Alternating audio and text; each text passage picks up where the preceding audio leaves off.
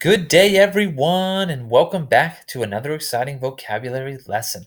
This is Mr. Stitt, and today we're going to go over week 11 vocabulary words for my 7th grade students. Now, the words this week are Menace, Malady, Maverick, Murad, Murex, and Motif. Now, 7th graders, you got to be on your toes this week because every single word starts with M.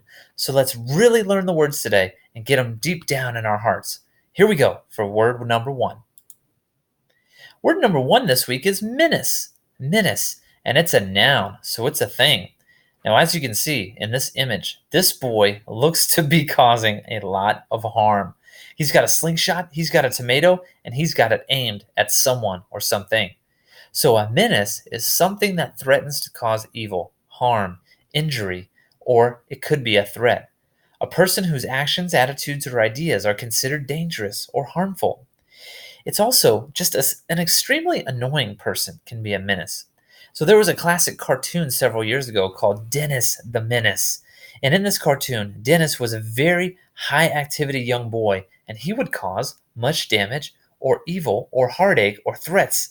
Just usually they weren't very intense, but they did cause damage and they did cause people grief. So he was considered a menace, just like the boy in this image here. Another word for menace is hazard, peril, plague, risk, threat, annoyance, nuisance, or trouble. An animal can also be a nuisance. Sometimes animals like raccoons or snakes, they can become a real nuisance because they can cause threat, injury, or harm. Menace. The next word this week is malady. Malady, and that is a thing. So it's something that you have, like a sickness or a cold or a cancer or a virus. As you can see in this image, this person is not feeling well. Maybe they have a high temperature. So a malady is any disorder or disease of the body, especially one that is chronic or deep-seated, any undesirable or disordered condition. So someone can have a malady from just being around other people, from traveling and being in an airplane of some sort, breathing in all those germs from so many different people. You can develop a malady or you can receive a malady. Synonyms for malady are cancer, affliction, ailment, disability, disorder, illness, virus, and sickness. Malady. The next word this week is maverick. And this is another noun, so it's a thing. Usually it's a person. It's someone who is pursuing a rebellious or even potentially disruptive policy or idea. So as you can see in this image, all these other fish, these orange fish, are in unison. They're together. They're harmonious. They're all orange and they're all going in the right direction. But this one blue fish is becoming a maverick because he's standing out on his own. He's becoming an individual and he's going his own way. Sometimes mavericks can be seen as good. Oftentimes in America, we appreciate mavericks, especially in business, because they chart a new course forward. Steve Jobs is a great example of this, creating Apple, the iPhone, and all the different products. But sometimes people do not like mavericks because they disrupt the normal way of doing things. Synonyms for maverick would include individual, unique, dissenter, extremist, radical, and nonconformist. The next word this week is Murad. A Murad. So that's a verb, and that means to steal things, to roam or go around in quest of plunder, to make raid for booty. So, booty, of course, I'm talking about money or treasure. Pirates were often considered to be marauders. So that's the verb turned into a noun. A thief is someone who steals things or goes plundering things, just like this image here.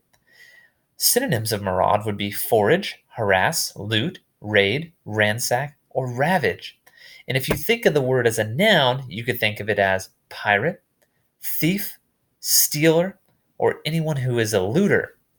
Maraud. The next word this week is Murex. Murex. You might not be familiar with the word, but you are probably familiar with this shape here. This famous shell that if you hold it up to your ear, you can hear the ocean. Have you ever held up a shell like this before? I know I have.